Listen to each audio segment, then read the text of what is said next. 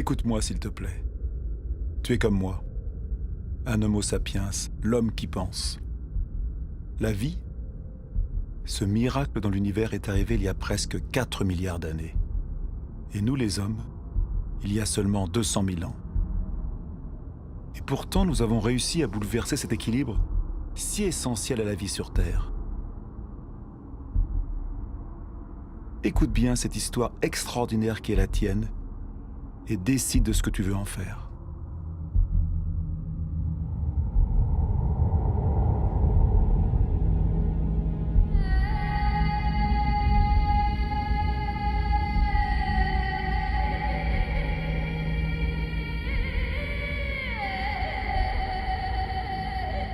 Voici les traces de nos origines. Au commencement, notre planète n'était qu'un chaos de feu, un amas de poussière agglutinée semblable à tant d'autres dans l'univers. Et pourtant, ici est né un miracle, la vie.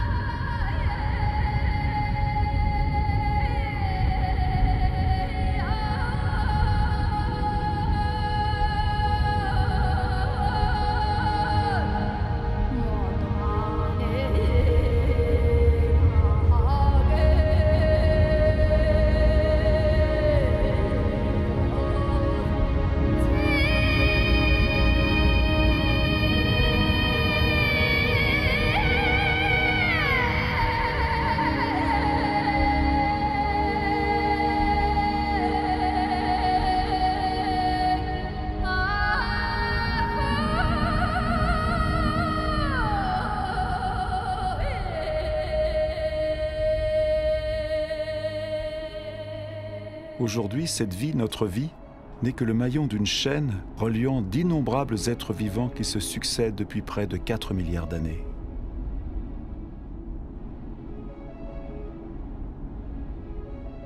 Aujourd'hui encore, les volcans continuent de sculpter nos paysages. Ils nous permettent de voir ce qu'était notre Terre à sa naissance. Un magma de roches surgissant des profondeurs, qui se fige, se craquelle, se boursoufle avant de s'éteindre pour un temps.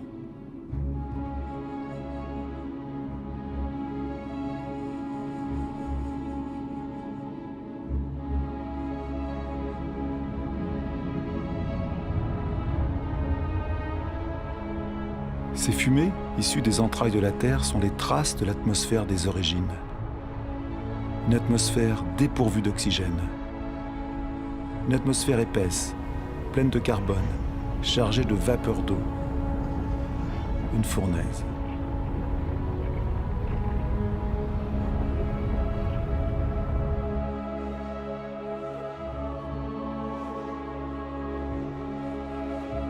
Et puis la Terre s'est refroidie. La vapeur d'eau s'est condensée pour retomber en pluie diluvienne. À bonne distance du Soleil, ni trop éloignée ni trop proche, la Terre est en parfait équilibre pour conserver l'eau sous forme liquide. L'eau trace ses chemins. Ils sont comme les veines d'un corps, les branches d'un arbre, les vaisseaux de la sève qu'elle apportera à la Terre.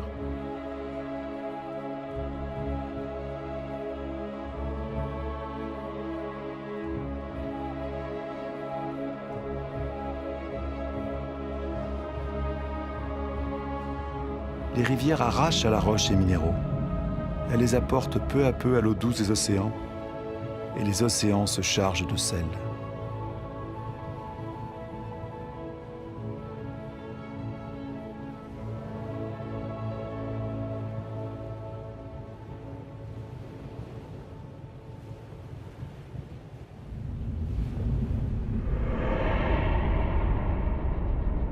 D'où venons-nous ? Où donc a jailli la première étincelle de la vie ? Miracle du temps, les formes de vie primitives existent toujours dans les sources chaudes du globe. Ce sont elles qui leur donnent leur couleur. On les appelle les archébactéries.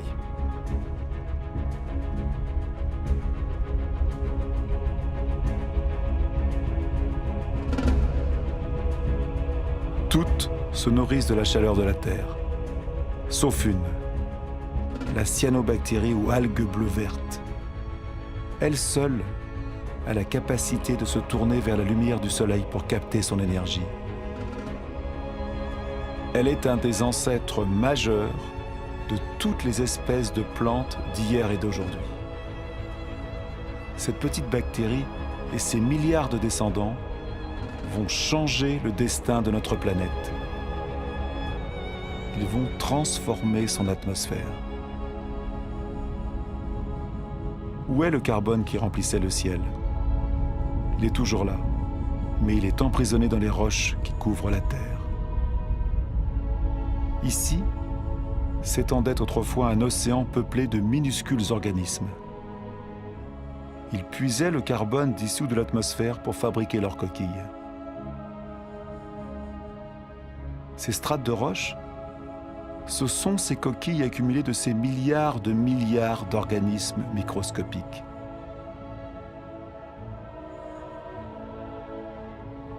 Grâce à eux, le carbone a quitté l'atmosphère et une autre vie pouvait commencer.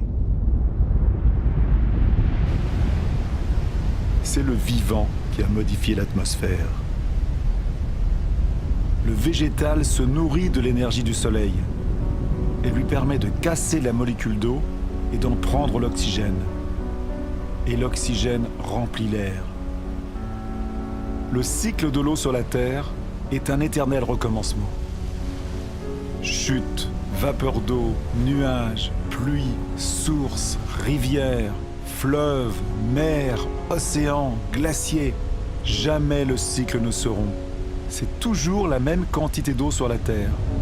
C'est la même que boivent toutes les espèces qui se sont succédées.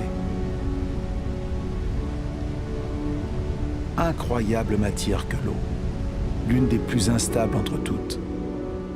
Elle prend la forme liquide de l'eau courante, gazeuse de la vapeur d'eau ou solide de la glace. En Sibérie, la surface glacée des lacs en hiver porte les traces des forces que l'eau déploie en gelant. Plus légère que l'eau, la glace flotte. Elle forme un manteau protecteur contre le froid sous lequel la vie peut continuer.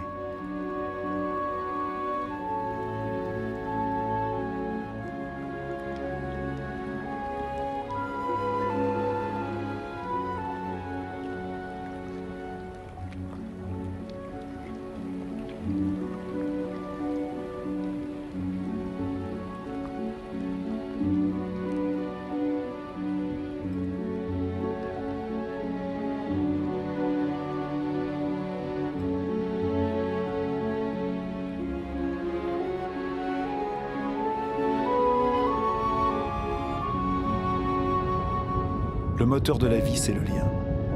Tout est lié. Rien ne se suffit en soi. L'eau et l'air sont inséparables, unis pour la vie et pour notre vie sur Terre. Tout est partage.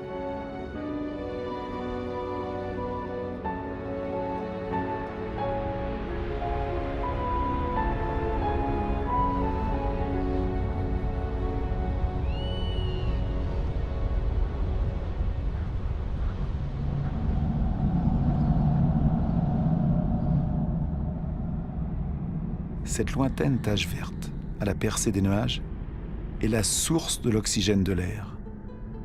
Les 70% de ce gaz indispensable à nos poumons proviennent des algues qui colorent la surface des océans. Notre Terre repose sur un équilibre où chacun a sa place, n'existe que dans l'existence de l'autre. Un équilibre subtil, fragile, qu'un rien peut rompre.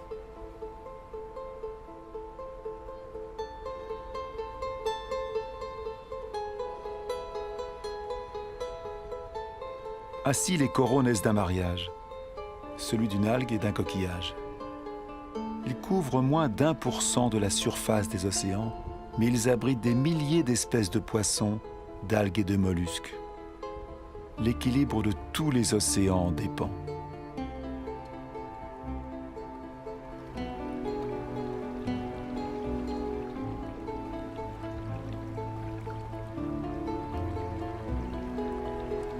La Terre ne calcule le temps qu'en milliards d'années. Il lui en a fallu plus de 4 pour créer l'arbre. Dans la chaîne des espèces, l'arbre est un aboutissement en soi, une sculpture vivante et parfaite. L'arbre est un défi à la pesanteur. Il est le seul élément naturel en mouvement perpétuel vers le ciel. Il croît sans hâte vers la lumière dont son feuillage se nourrit.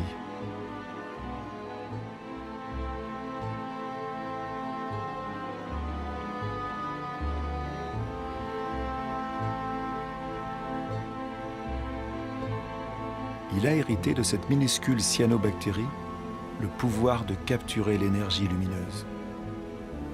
Il l'accumule et s'en nourrit pour la transformer en bois et en feuilles. Cette matière se décompose ensuite dans un mélange d'eau, de minéral, de végétal et de vivant.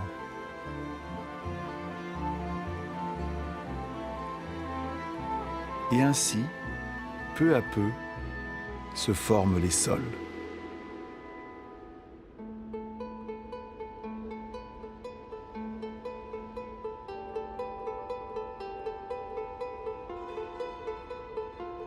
Les sols fourmillent d'une activité incessante, où des micro-organismes se nourrissent, creusent, aèrent, transforment. Ils fabriquent l'humus, ce manteau fertile auquel toute vie est liée sur les continents.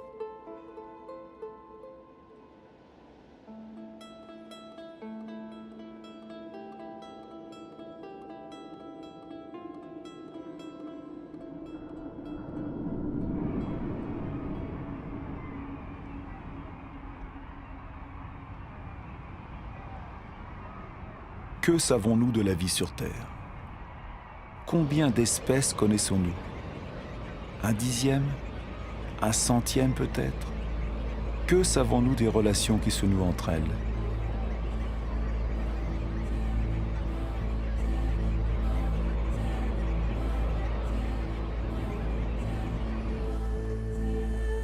La Terre est un miracle. Le vivant reste un mystère.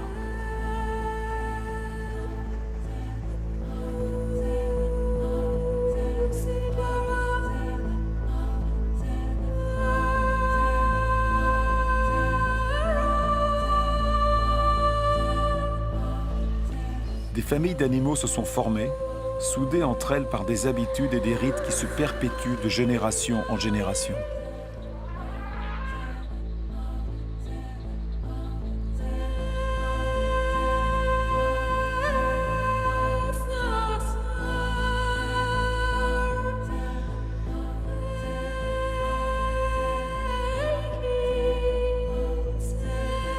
Certains se sont adaptés à la nature de leur pâturage, et leur pâturage s'est adapté à eux.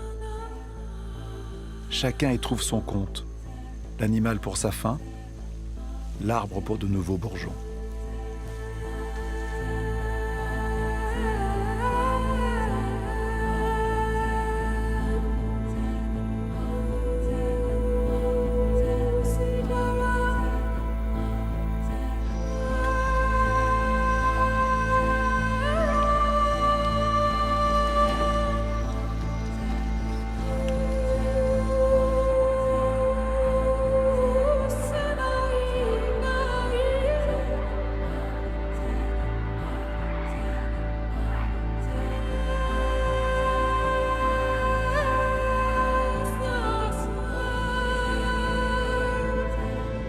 Dans la grande aventure de la Terre, chaque espèce a son rôle, chaque espèce a sa place.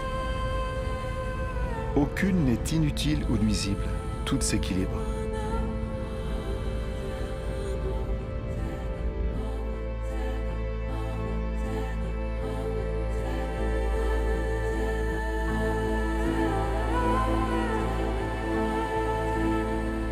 Et c'est là que toi, oui toi, Homo sapiens, l'homme qui pense, tu apparais dans cette histoire.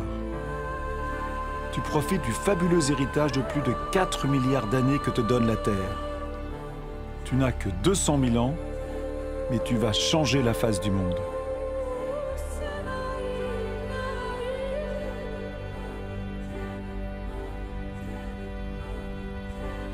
Pourtant fragile, tu vas conquérir tous les milieux, prendre possession de territoires entiers, comme aucune autre espèce ne l'avait fait avant toi.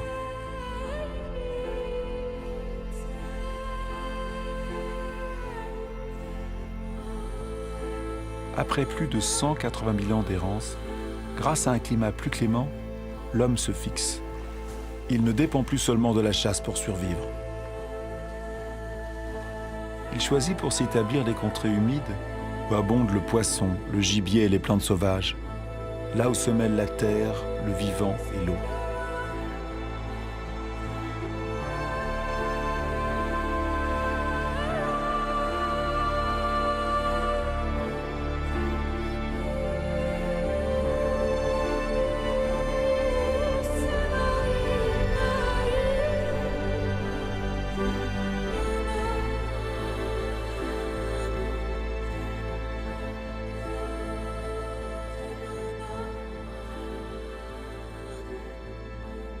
Aujourd'hui encore, la majeure partie de l'humanité vit le long des côtes, sur les rives des fleuves, des rivières et des lacs.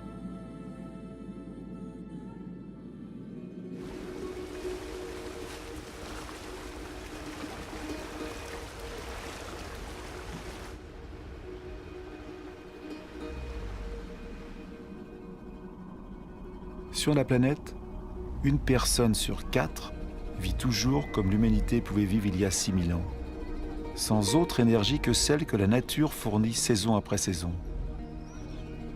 C'est la vie de plus d'1,5 milliard d'êtres humains, plus que toute la population des pays riches réunis.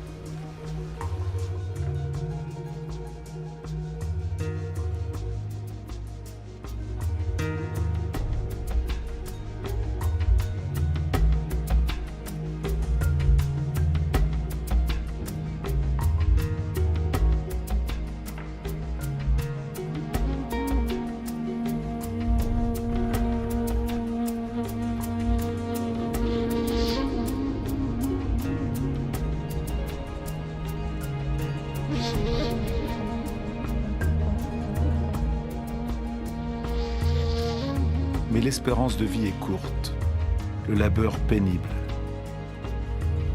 Les aléas de la nature pèsent sur l'existence quotidienne. L'éducation est rare.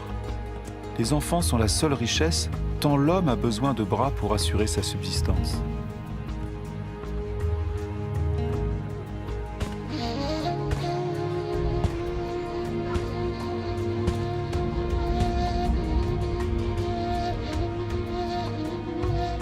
Le génie de l'homme est d'avoir toujours eu l'intuition de sa faiblesse. L'énergie physique, la force que la nature ne lui a pas donnée, il va les chercher dans l'animal qui l'aide dans la découverte de nouveaux territoires.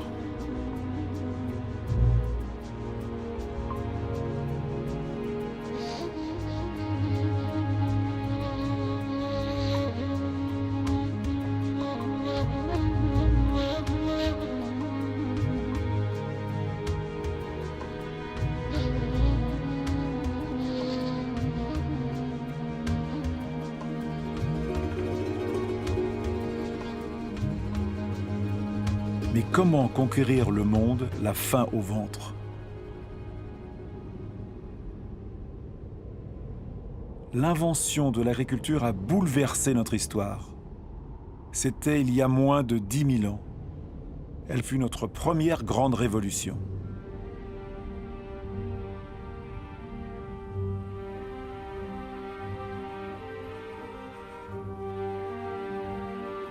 Elle nous a apporté nos premiers surplus.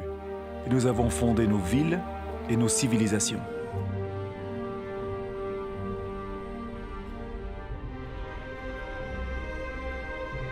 Le souvenir des millénaires de cueillettes sauvages s'est effacé. Les céréales dont nous avons fait le levain de notre vie, nous en avons multiplié les variétés. Nous avons appris à les marier avec nos terroirs et nos climats.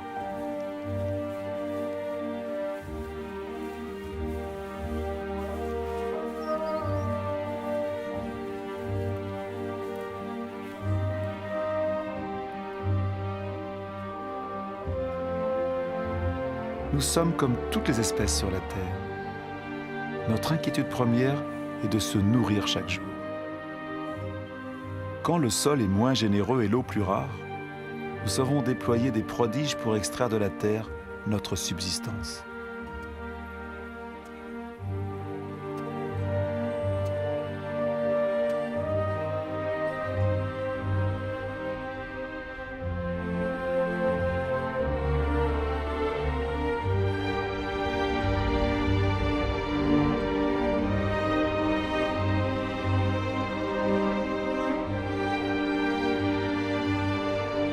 Les hommes ont modelé les espaces avec la patience et l'abnégation que la terre exige, comme un sacrifice sans cesse recommencé.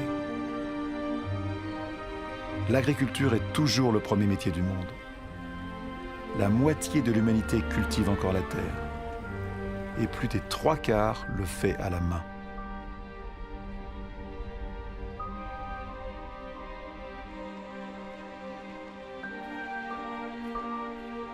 L'agriculture est comme une tradition qui se transmet de génération en génération, dans la sueur, le travail et la peine, parce qu'elle est pour l'humanité la condition même de sa survie.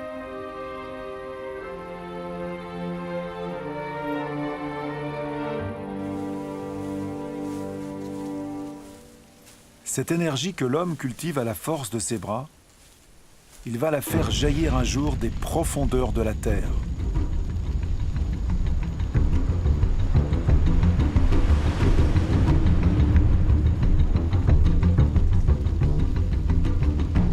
Ces flammes, c'est encore du végétal, une poche de soleil, de l'énergie pure. L'énergie du soleil captée pendant des millions d'années par des millions de végétaux il y a plus de 100 millions d'années. C'est le charbon, c'est le gaz et c'est surtout le pétrole.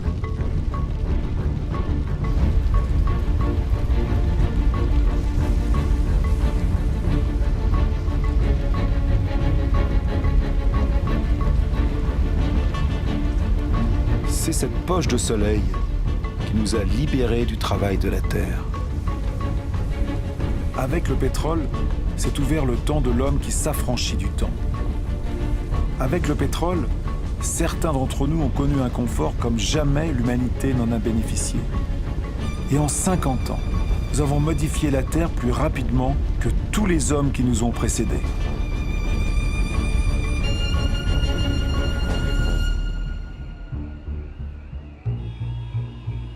Tout s'accélère. Au cours des 60 dernières années, la population du globe a presque triplé et plus de 2 milliards d'hommes ont rejoint les villes. Tout s'accélère. Cette ville, Shenzhen, en Chine, avec ses centaines de gratte-ciel et ses millions d'habitants, était encore un petit village de pêcheurs voilà à peine 40 ans. Tout s'accélère. À Shanghai, 3000 tours et gratte-ciel ont été érigés en 20 ans. Des centaines sont encore et encore en construction. Aujourd'hui, sur 7 milliards d'humains, plus de la moitié vit dans les villes.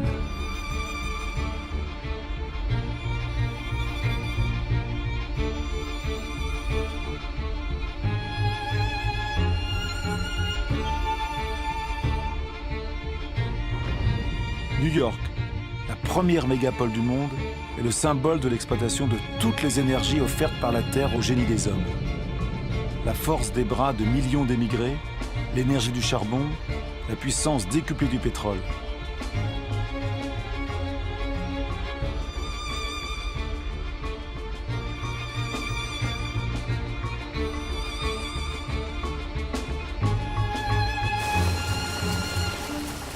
L'Amérique a été la première à utiliser la puissance nouvelle et prodigieuse de l'or noir.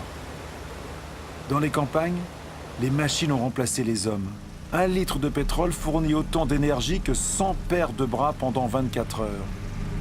Mais dans le monde, seulement 3% des paysans disposent d'un tracteur. Cependant, leur production domine la planète.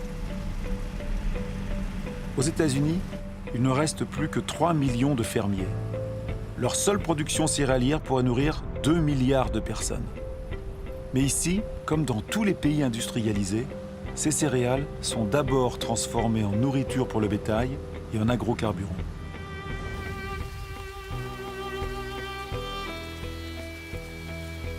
L'énergie de la poche de soleil éloigne le spectre des sécheresses qui hantaient l'agriculture.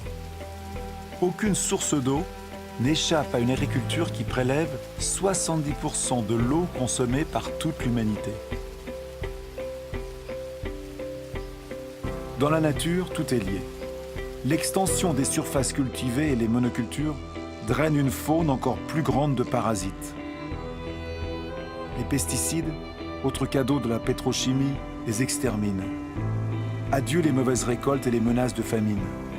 L'agriculture produit tant qu'il faut désormais gérer les surplus.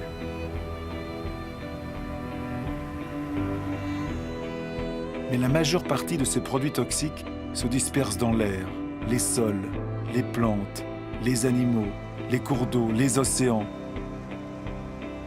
Ces substances sont-elles nuisibles à l'espèce humaine qu'elles ont délivrée de la faim? Ces agriculteurs, protégés par leur combinaison jaune, le savent sûrement.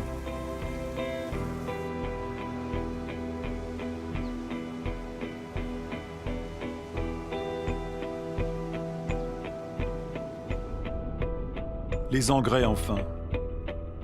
Ils sont encore issus de l'industrie pétrolière. Ils apportent une fertilité inespérée à n'importe quelle parcelle délaissée par les hommes.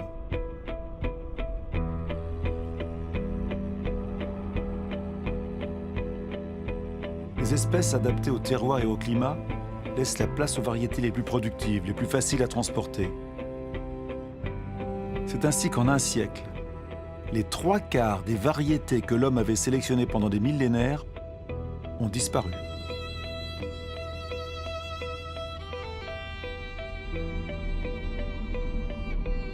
À perte de vue, engrais dessous, plastique dessus, les serres du désert d'Almeria sont le potager de l'Europe. Une ville de légumes bien calibrée attend chaque jour les centaines de camions qui vont les porter dans les supermarchés.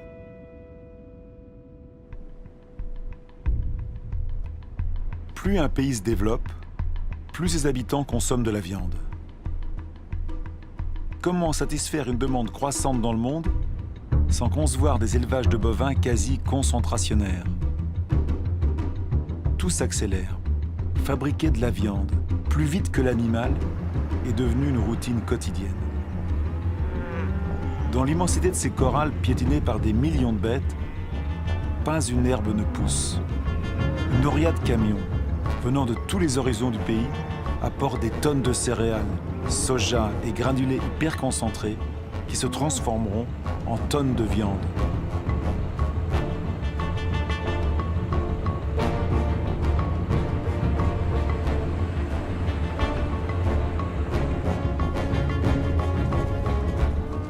Bilan, il faut 100 litres d'eau pour produire 1 kg de pommes de terre, 4 000 pour 1 kg de riz, 13 000 pour 1 kg de bœuf, sans compter le pétrole pour sa production et son transport.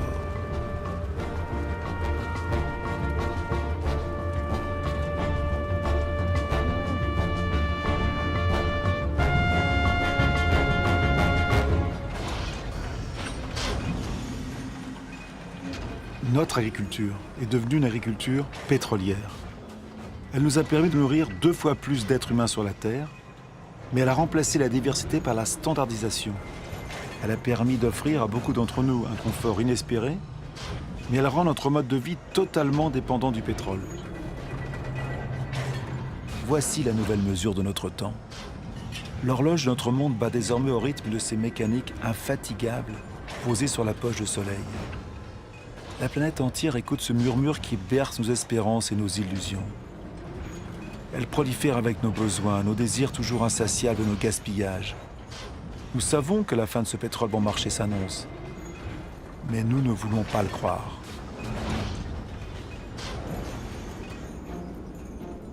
Pour beaucoup d'entre nous, le rêve américain s'incarne dans le nom d'une cité emblématique, Los Angeles. Dans cette ville qui s'étire sur plus de 100 km, le nombre des voitures est quasi égal au nombre d'habitants. Chaque nuit s'y joue la fantastique parade de l'énergie.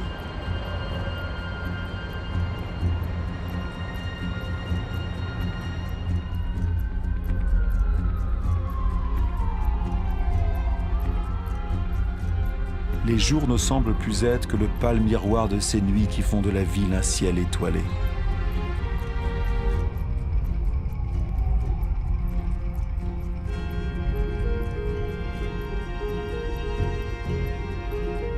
Tout s'accélère. Les distances ne se comptent plus en miles, mais en minutes. L'automobile redessine les nouvelles banlieues du chacun chez soi où des pavillons sages sont rangés sur le chandelier de rues sans issue. Ce modèle des pays bienheureux est devenu un rêve universel, propagé par tous les téléviseurs du monde. Même ici à Pékin, les pavillons standardisés ont effacé les pagodes.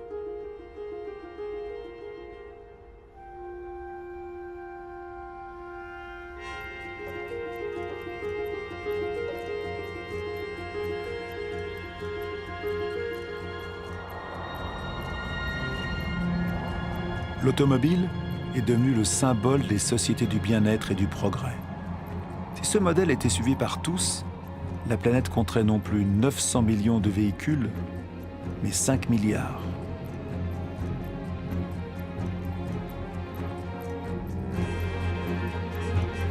Tout s'accélère. Plus le monde se développe, plus la soif d'énergie croît. Partout des machines fouillent, retournent, arrachent à la terre les minerais enfouis dans ses profondeurs depuis sa création.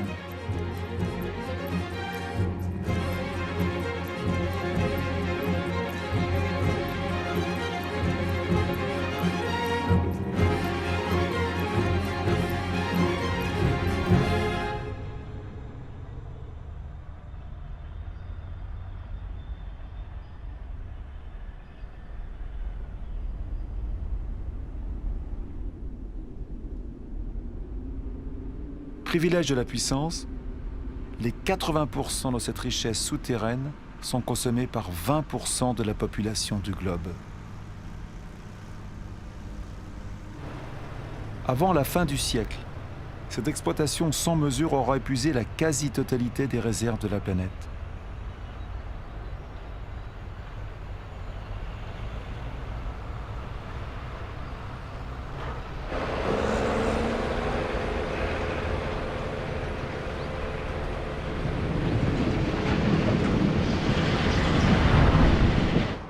Tout s'accélère. Les chantiers navals fabriquent à la chaîne pétroliers, porte-conteneurs, méthaniers pour transporter une production industrielle mondialisée. La plupart des biens de consommation parcourent des milliers de kilomètres entre les pays qui les produisent et ceux qui les consomment. Depuis 1950, les échanges internationaux ont été multipliés par 20.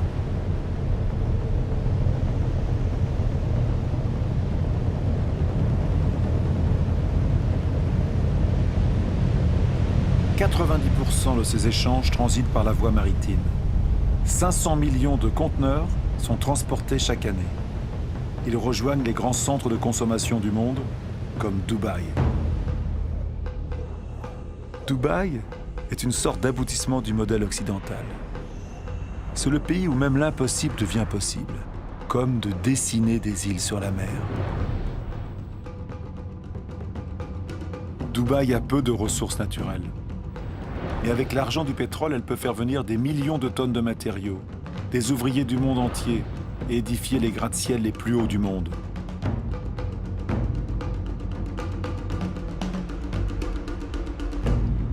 Dubaï n'a pas de champs, mais elle peut importer sa nourriture. Dubaï n'a pas d'eau, mais elle peut dessaler l'eau de mer au prix d'une énergie considérable. Dubaï a du soleil à n'en plus finir, mais elle ignore les panneaux solaires. C'est le totem d'une modernité totale devant lequel la terre entière ne cesse de s'étonner.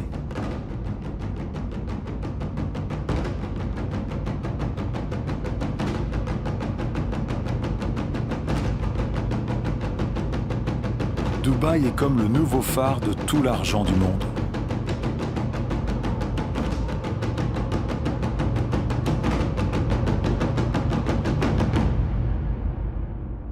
Rien ne semble plus éloigné de la nature que Dubaï, alors que rien ne dépend plus de la nature que Dubaï.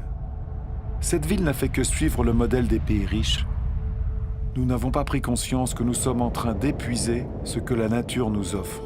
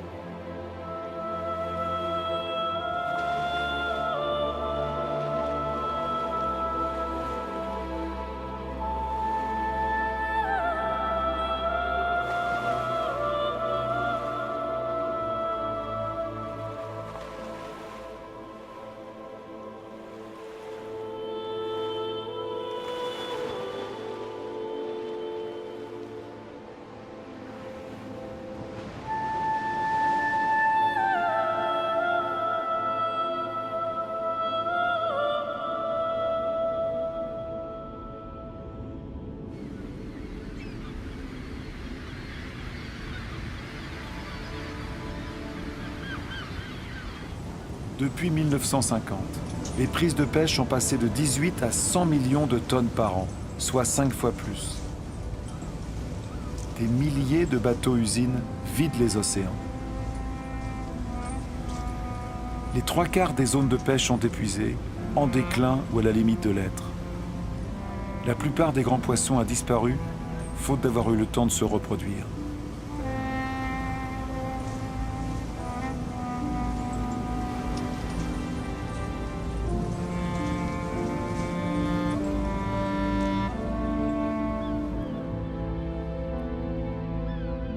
Nous sommes en train de casser le cycle d'une vie qui nous était offerte.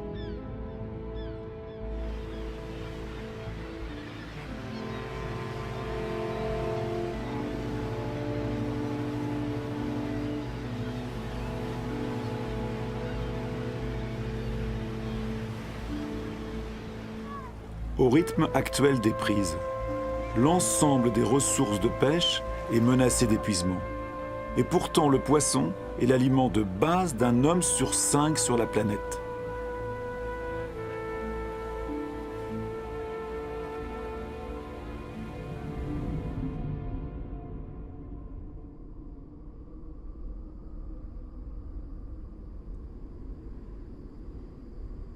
Les ressources sont rares. Nous l'avons oublié. 500 millions d'hommes habitent les contrées désertiques du monde, davantage que toute la population européenne réunie. Ils connaissent la valeur de l'eau. Ils savent aussi l'utiliser avec économie. Ici, ils dépendent de puits alimentés par une eau fossile, accumulée dans le sol lorsque la pluie tombait encore dans ces déserts. Elle a 25 000 ans.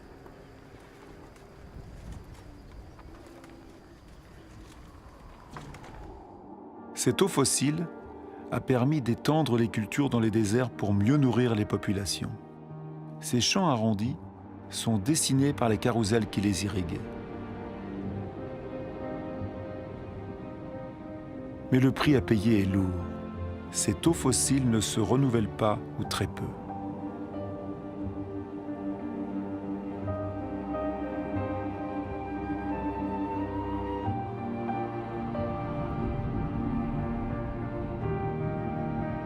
En Arabie Saoudite, le rêve d'une agriculture industrielle dans le désert s'efface.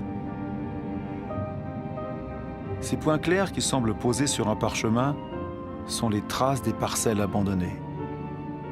Les carrousels d'irrigation sont toujours là, l'énergie pour pomper aussi, mais l'eau fossile s'épuise.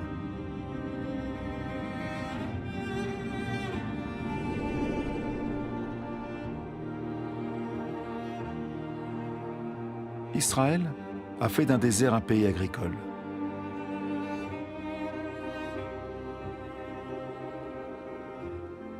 Même si ces serres sont désormais irriguées au goutte à goutte, les besoins en eau ne cessent d'augmenter avec les exportations.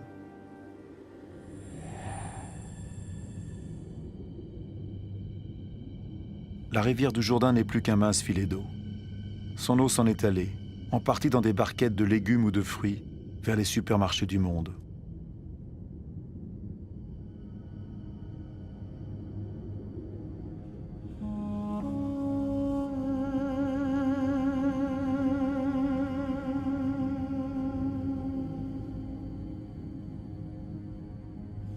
Le sort du Jourdain n'est pas unique.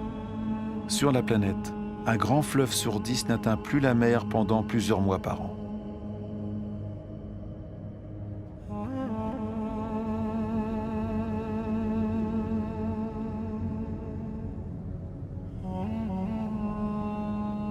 Privé du Jourdain, le niveau de la mer Morte baisse de plus d'1 mètre chaque année.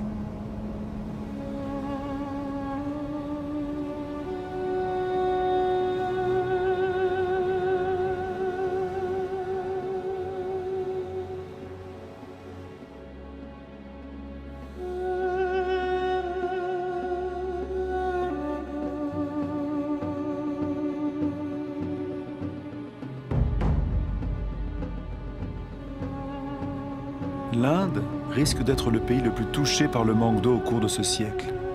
L'irrigation massive a permis de nourrir la population croissante et en 50 ans, 21 millions de puits y ont été creusés. Mais dans de nombreuses régions du pays, il faut puiser l'eau de plus en plus profondément. Dans l'ouest de l'Inde, le tiers des puits a été abandonné. Les nappes d'eau souterraines s'assèchent.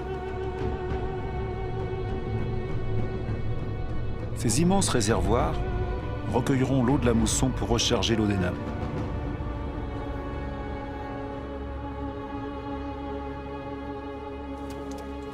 Pendant la saison sèche, les femmes des villages les creusent à la main.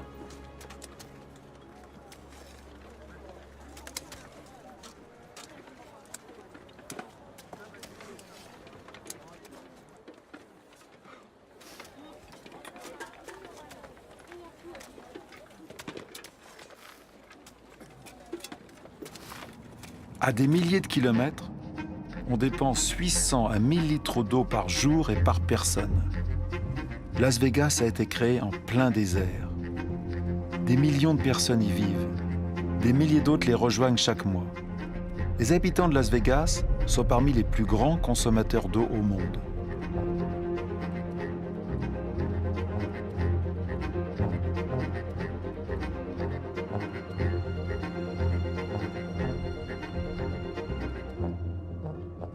Palm Springs est une autre ville du désert, avec sa végétation de pays humide et ses impeccables parcours de golf.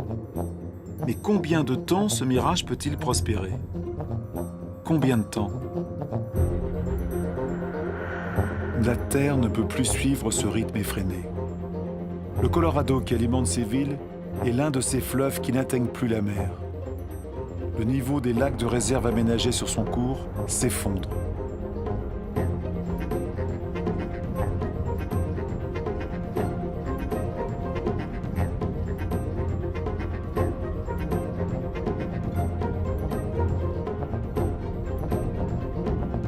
Le manque d'eau pourrait toucher près de 2 milliards de personnes dans le monde avant 2025.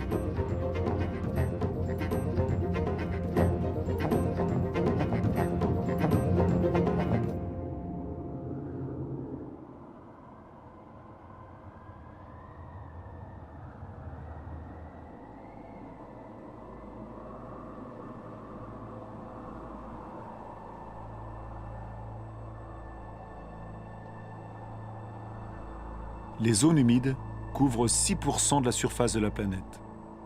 Sous leurs eaux calmes se cache une véritable usine où plantes et micro-organismes prennent le temps de filtrer l'eau et de digérer toutes les pollutions. Ces marais sont les milieux indispensables à la régénération de l'eau et à sa purification. Ce sont des éponges qui régulent le flux des eaux. Ils l'absorbent à la saison humide et le restituent à la saison sèche.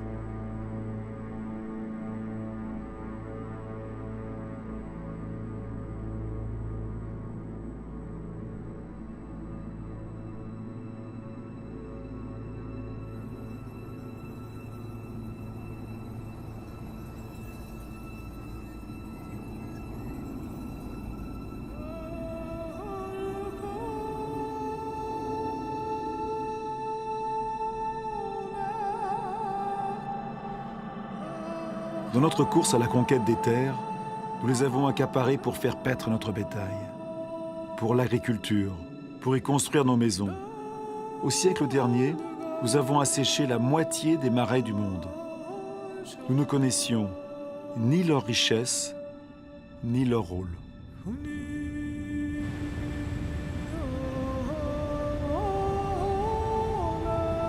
Tout est vivant, tout est lié. L'eau, l'air, le sol, les arbres, toute la magie du monde se déroule sous nos yeux.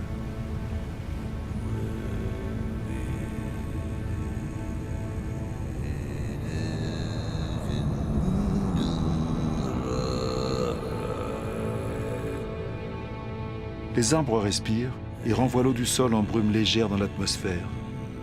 Ils forment un manteau qui atténue la violence des pluies. Ils apportent l'humidité nécessaire à toute vie.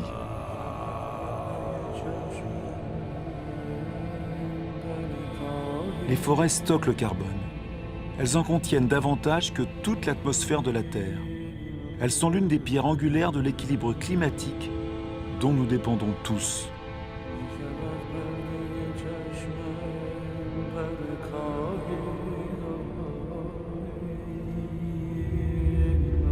les arbres des forêts primaires abritent les 3/4 de la biodiversité de la planète, c'est-à-dire de tout ce qui vit sur Terre.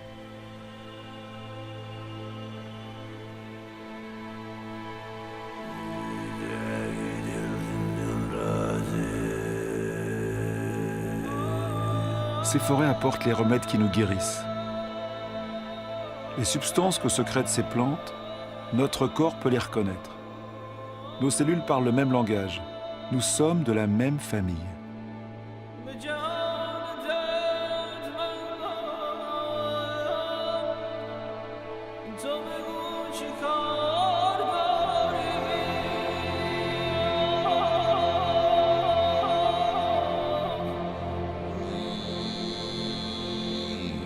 Mais en à peine 40 ans, la plus grande forêt de la planète, l'Amazonie, a perdu 1/5 de sa surface.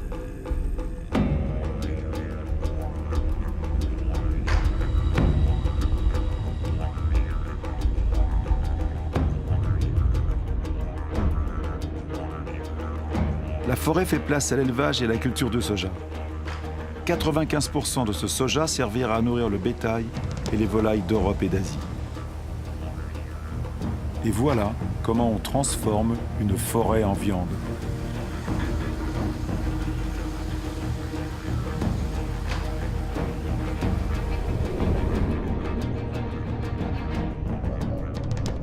Bornéo, la 4e plus grande île du monde, est découverte voilà à peine 20 ans d'une vaste forêt primaire. Au rythme de la déforestation actuelle, elle risque de disparaître totalement avant 10 ans.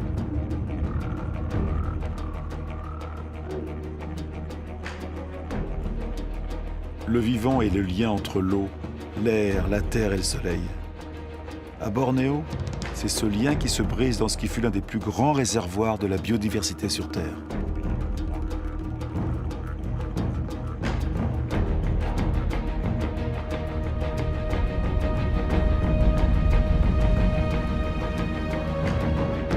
La raison de ce désastre. Bornéo s'est tourné vers la production d'huile de palme, l'une des huiles les plus productives et les plus consommées au monde.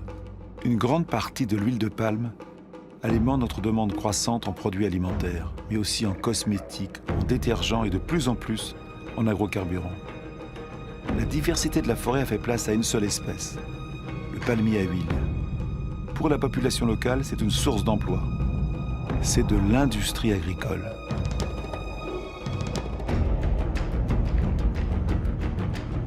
Autre exemple de déforestation massive, l'eucalyptus. L'eucalyptus sert à fabriquer de la pâte à papier. Les plantations s'étendent à mesure que la consommation de papier s'accroît. Cette consommation a été multipliée par 5 en 50 ans. Au pied de ces eucalyptus, plus rien ne pousse, car leurs feuilles forment une litière toxique à la plupart des autres végétaux. Leur croissance est rapide, mais elle épuise les ressources en eau. Soja, huile de palme, eucalyptus, la déforestation détruit l'essentiel pour produire le superflu.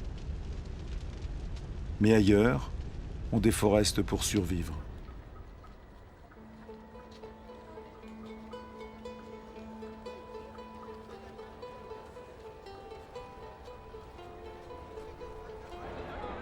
Plus de 2 milliards de personnes sur la planète dépendent encore du charbon de bois, près du tiers de la population mondiale.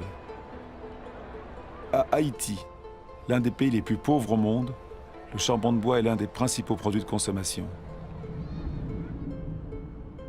Haïti était la perle des Antilles. Aujourd'hui, ce pays ne peut assurer sa subsistance sans l'aide de l'étranger. Sur les collines d'Haïti, il ne reste plus que 2% des forêts. Mis à nu, le sol n'est plus retenu. Emporté avec les eaux de pluie, il dévale les collines et ruisselle jusqu'à la mer. Les sols sont de moins en moins cultivables.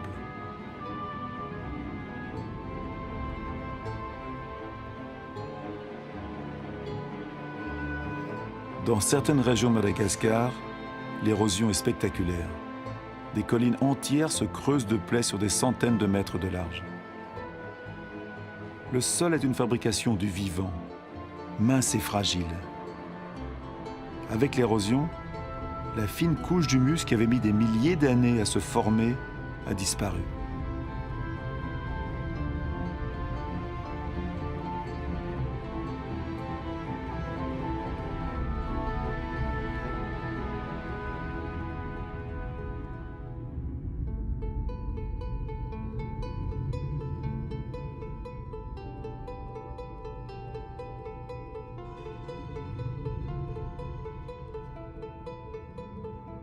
Voici une théorie de l'histoire des Pasquans sur l'île de Pâques. Elle peut peut-être nous amener à réfléchir. Ici, sur l'île la plus isolée au monde, les habitants ont exploité leurs ressources jusqu'au bout. Leur civilisation n'y a pas survécu. Il y avait sur ces terres les palmiers les plus hauts du monde. Ils ont disparu. Les Pasquans les ont exploités jusqu'au dernier. Ils durent ensuite affronter une érosion générale de leur sol. Les Pasquans ne pouvaient plus pêcher. Ils n'avaient plus d'arbres pour construire leurs pirogues.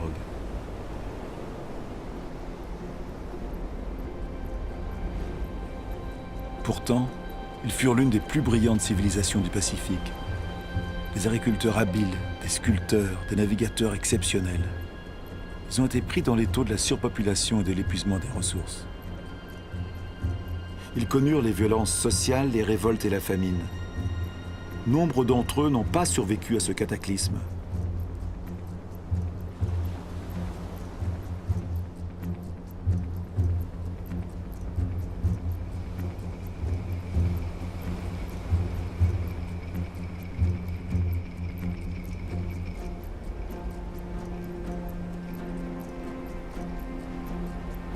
Le vrai mystère de l'île de Pâques n'est plus de savoir comment sont arrivées ces étranges statues sur l'île. C'est de comprendre pourquoi les Pasquans n'ont pas réagi à temps.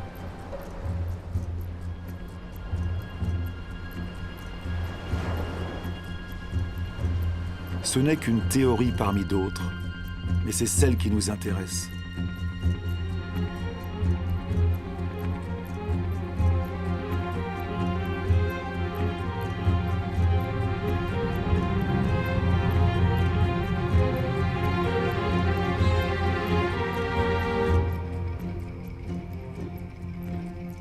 Depuis 1950, la population mondiale a presque triplé.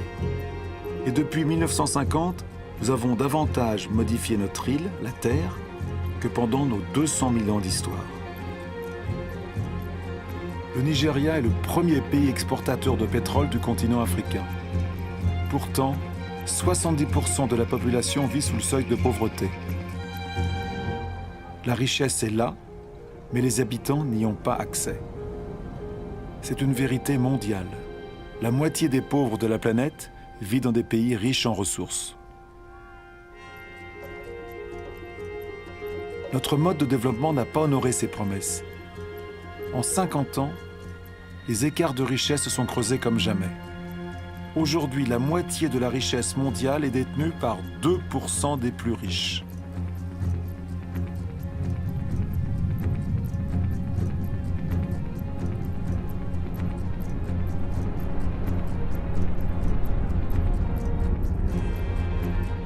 De telles disparités peuvent-elles encore durer?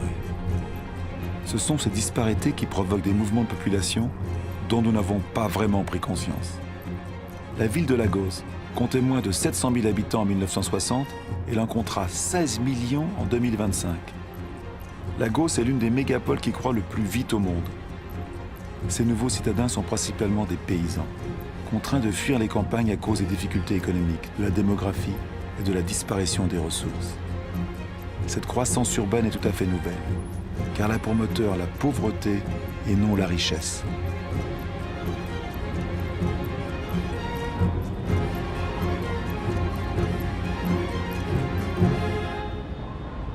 Chaque semaine dans le monde, plus d'1 million d'habitants s'ajoutent à la population des villes. Chaque semaine. Un être humain sur 6 vit aujourd'hui dans un habitat précaire, insalubre, surpeuplé, sans accès aux installations nécessaires à la vie courante Eau, toilettes, électricité.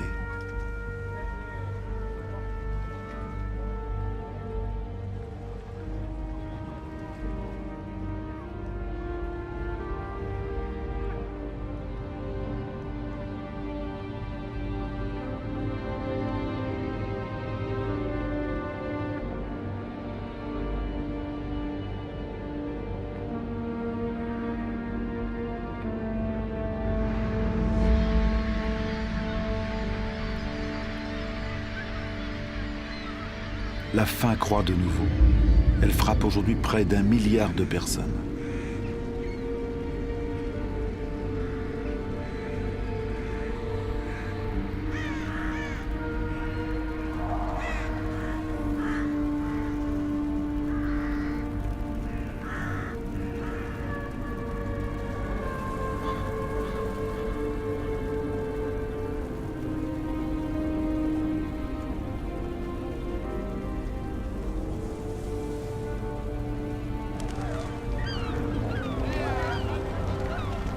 Dans les poubelles du monde, les plus pauvres fouillent pour leur survie, tandis que nous continuons à creuser en quête des ressources que nous croyons indispensables. Nous cherchons de plus en plus loin, dans des territoires jusqu'ici épargnés et dans des gisements de plus en plus difficiles à exploiter.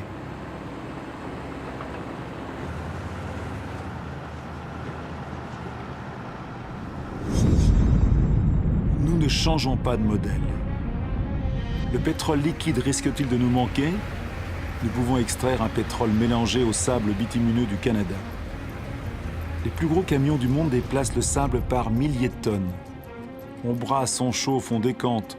On dépense des millions de mètres cubes d'eau pour séparer le bitume du sable. La dépense d'énergie est colossale, mais la pollution catastrophique. Rien ne semble plus urgent que de vider toutes les poches de soleil.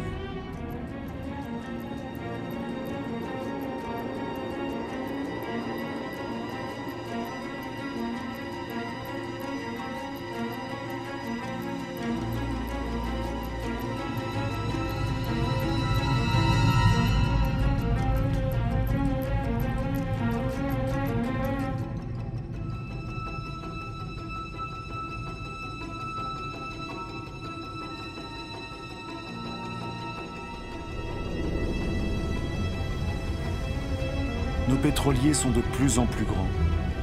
Notre demande en énergie augmente sans cesse. Nous voulons alimenter notre croissance comme un four sans fond, exigeant toujours plus de combustible.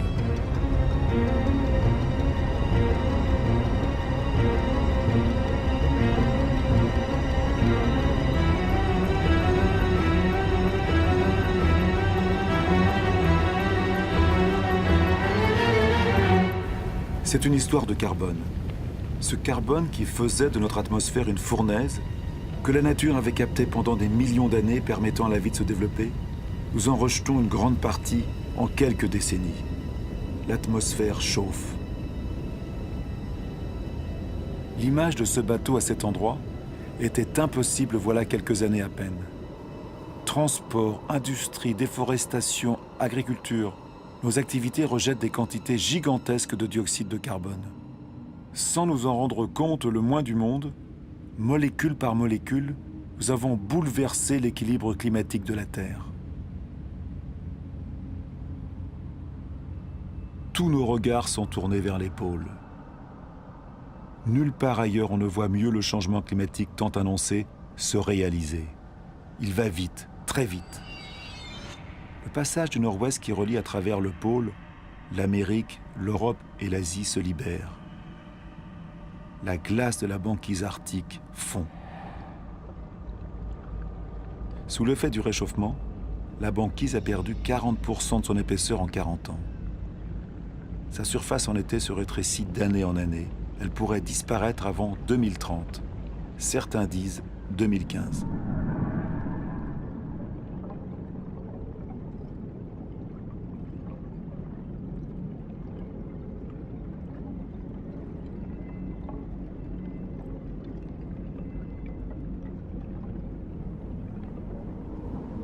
Les rayons du soleil, que la surface glacée renvoyait vers le ciel, pénètrent désormais dans l'eau sombre et la réchauffent. le réchauffement s'accélère.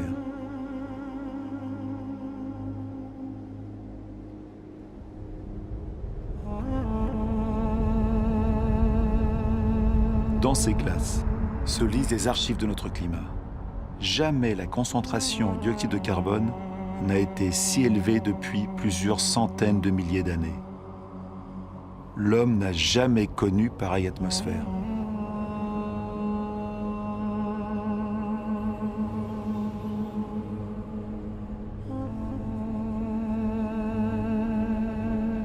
Notre exploitation démesurée des ressources menace-t-elle la vie des espèces? Le changement climatique accélère la menace.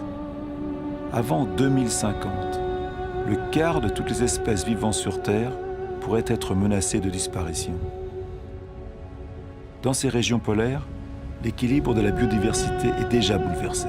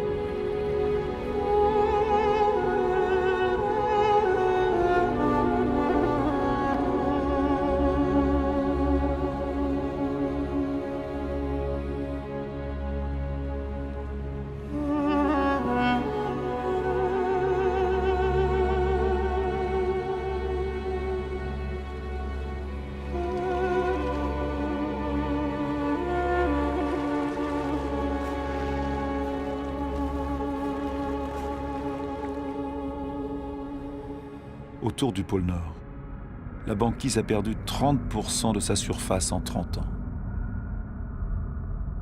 Et avec le réchauffement accéléré du Groenland, c'est l'eau douce de tout un continent qui rejoint l'eau salée des océans.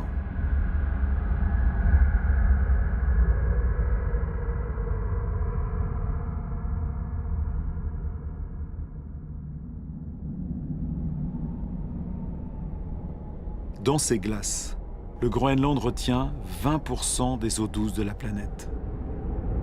Leur fonte entraînerait une élévation du niveau des mers de près de 7 mètres.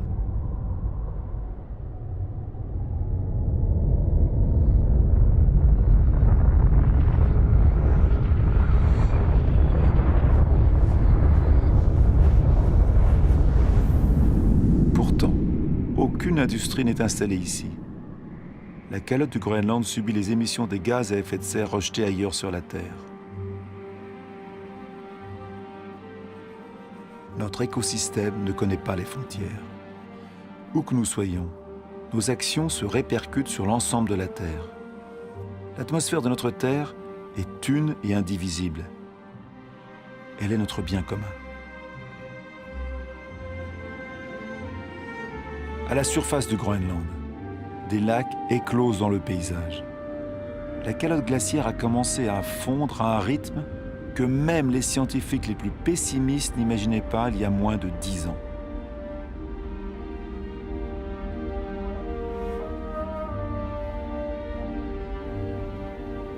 Les baies d'Yerre, ces rivières glaciaires, se multiplient, se rejoignent et crèvent la surface. On pensait que l'eau gèlerait dans l'épaisseur de la calotte.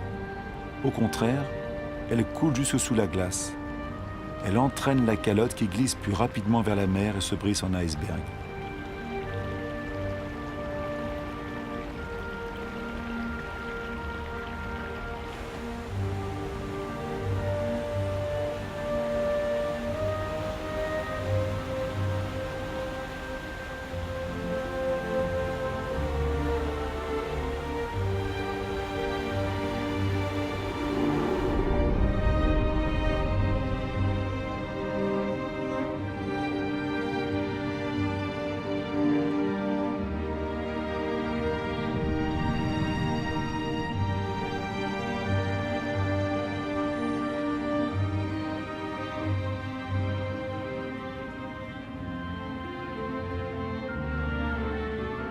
L'eau douce des glaces du Groenland s'ajoute peu à peu à l'eau salée des océans, menaçant les terres basses de la planète.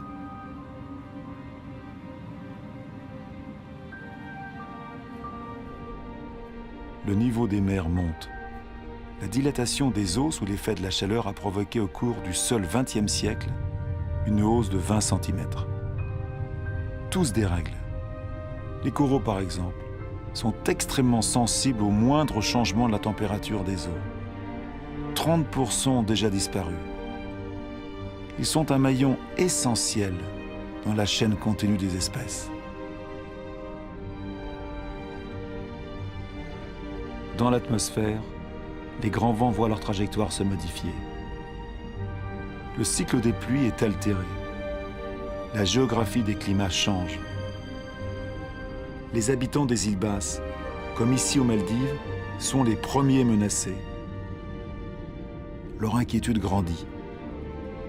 Certains sont déjà à la recherche de nouvelles terres d'accueil.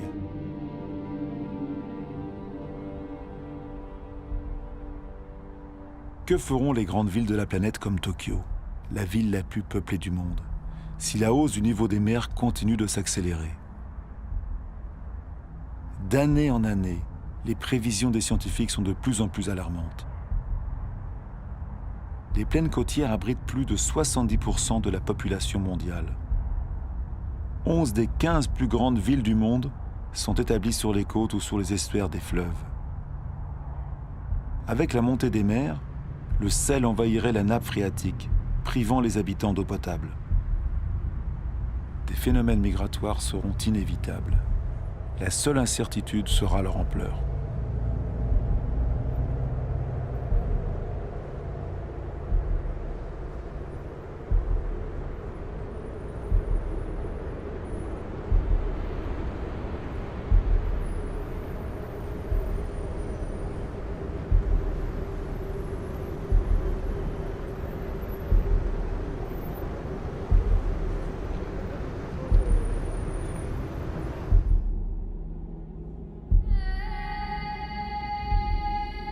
Le Kilimandjaro en Afrique a changé de visage. 80% de ses glaciers ont disparu. L'été, les rivières ne coulent plus. Les populations sont touchées par le manque d'eau.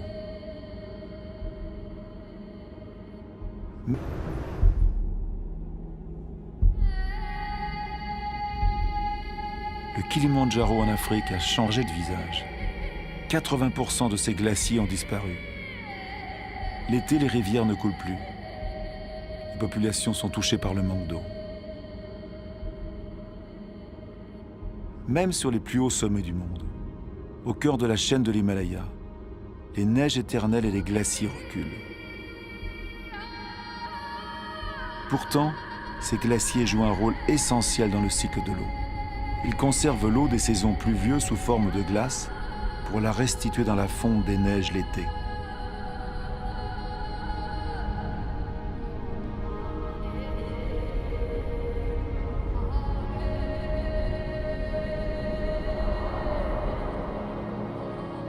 Les glaciers de l'Himalaya sont la source des grands fleuves de l'Asie. Le Gange, le Mékong, le Yangtze-Kiang, l'Indus, tous y prennent leur source.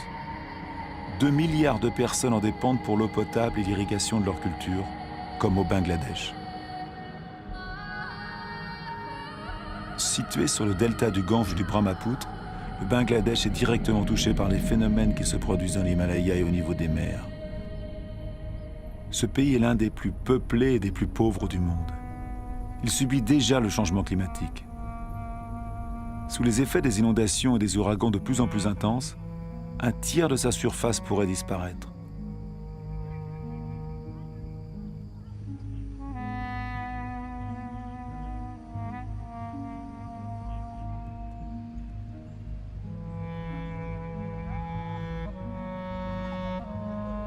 Les pays riches ne seront pas épargnés. Partout, les sécheresses se succèdent sur la planète. En Australie, la moitié des terres est déjà touchée.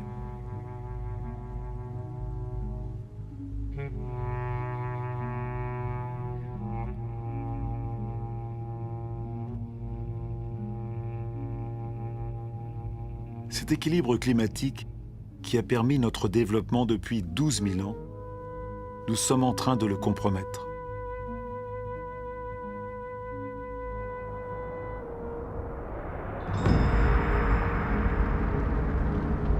Les incendies se multiplient jusqu'aux portes des grandes villes. À leur tour, ils accentuent le réchauffement. Les arbres brûlés libèrent leur carbone en masse. Le système qui régit notre climat est complètement perturbé. Les éléments sur lesquels il repose sont perturbés.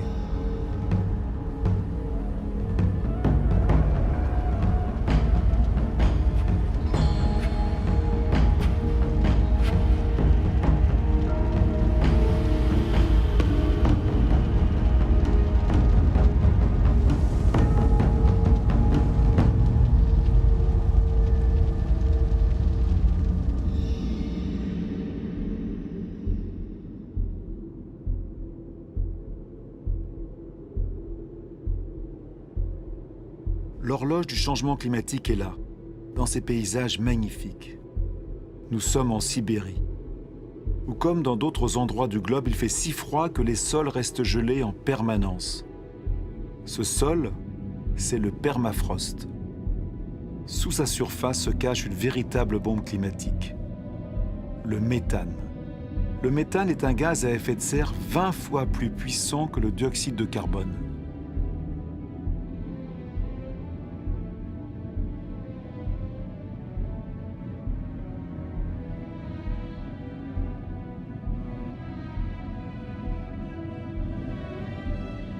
Si ce permafrost fondait, le dégagement de méthane provoquerait un emballement de l'effet de serre, dont nul ne peut prévoir les conséquences.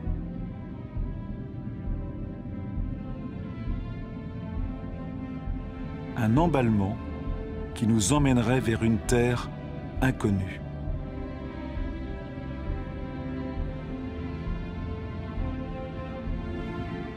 Il ne reste pas plus de 10 ans à l'humanité pour inverser la tendance et éviter de franchir la frontière de cette terre inconnue qui serait désormais la nôtre.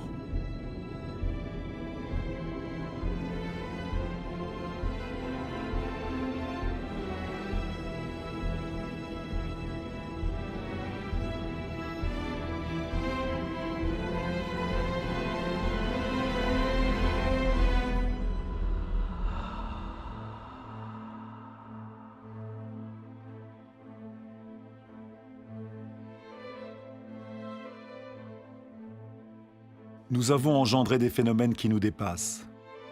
Depuis les origines, l'eau, l'air, la matière, le vivant sont intimement liés. Mais depuis peu, nous brisons ces liens. Ne nous voilons pas la face. Ce que nous savons, il faut le croire. Tout ce que nous venons de voir nous ressemble. Nous avons fait la Terre à notre image. Il nous reste peu de temps pour changer. Comment ce siècle pourra-t-il porter le poids de 9 milliards d'êtres humains si nous n'acceptons pas de faire enfin les comptes de tout ce dont nous sommes les seuls responsables ?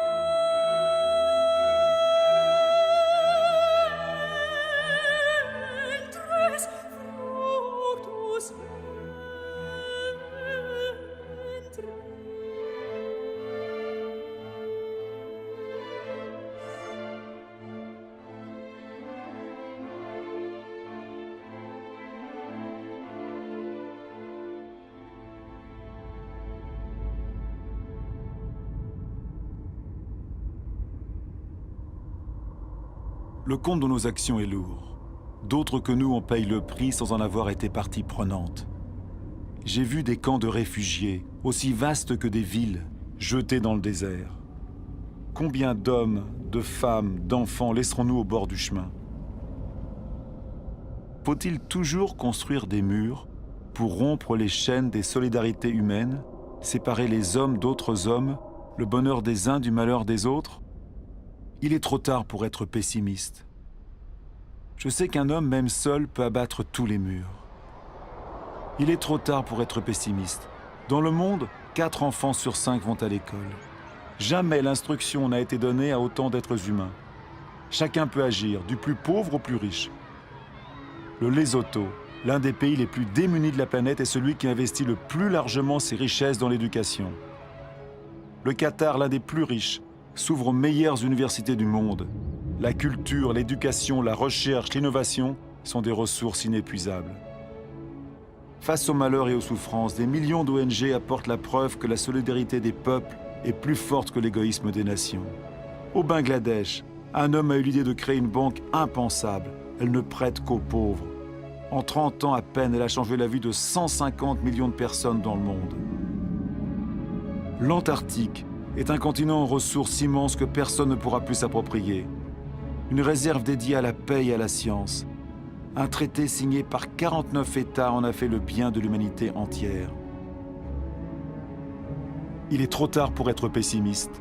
Les gouvernements protègent près de 2% de leur eau territoriale. C'est peu, mais c'est déjà 2 fois plus qu'il y a 10 ans. Les premiers parcs naturels ont un peu plus d'un siècle.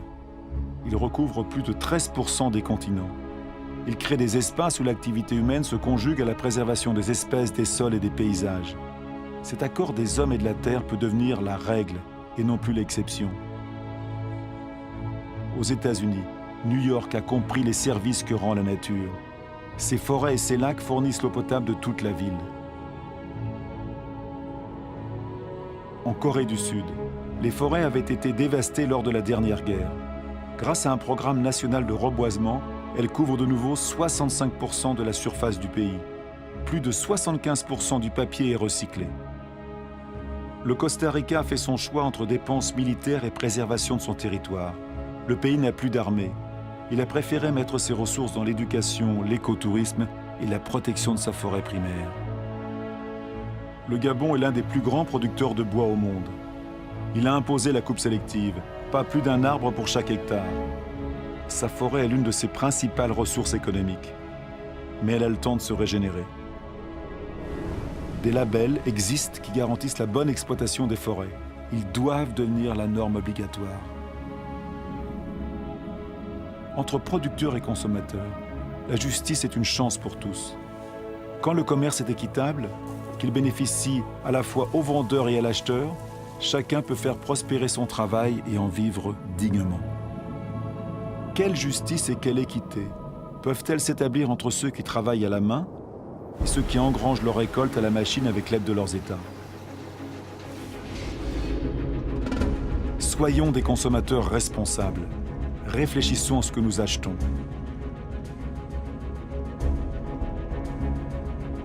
Il est trop tard pour être pessimiste. J'ai vu une agriculture à la mesure de l'homme. Elle peut nourrir la terre entière, si la production de viande n'accapare pas la nourriture des hommes. J'ai vu des pêcheurs responsables de leur prise et soucieux de la prospérité des mers. J'ai vu des maisons produisant leur propre énergie. 5000 personnes vivent dans le premier écoquartier construit au monde à Fribourg en Allemagne. Des villes s'unissent à ce projet. Bombay est la 1000e à les rejoindre. Les gouvernements de la Nouvelle-Zélande, de l'Islande, de l'Autriche et de la Suède et d'autres encore ont décidé que le développement des énergies renouvelables serait leur priorité. Je sais que 80% de l'énergie que nous consommons viennent des énergies fossiles. Chaque semaine, 2 nouvelles centrales à charbon se construisent rien qu'en Chine. Mais j'ai vu aussi au Danemark un prototype de centrale au charbon qui rejette son carbone dans le sol plutôt que dans l'air. Une solution pour l'avenir? Nul ne le sait encore.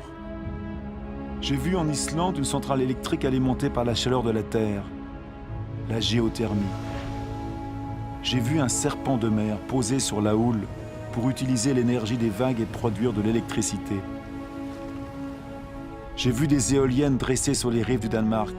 Elles fournissent 20% de l'électricité du pays.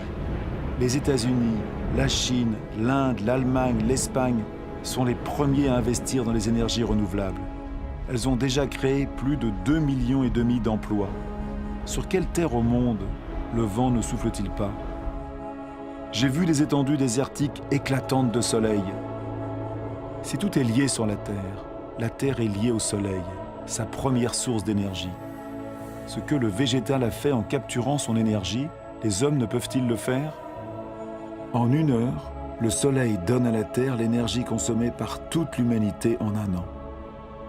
Tant que la Terre existe, l'énergie du soleil est inépuisable. Il suffit de cesser de fouiller le sol et de lever les yeux vers le ciel. Il suffit d'apprendre à cultiver le soleil. Toutes ces expériences ne sont que des exemples, mais elles témoignent de l'éveil des consciences. Elles tracent les voies d'une nouvelle aventure humaine fondée sur la mesure, l'intelligence et le partage.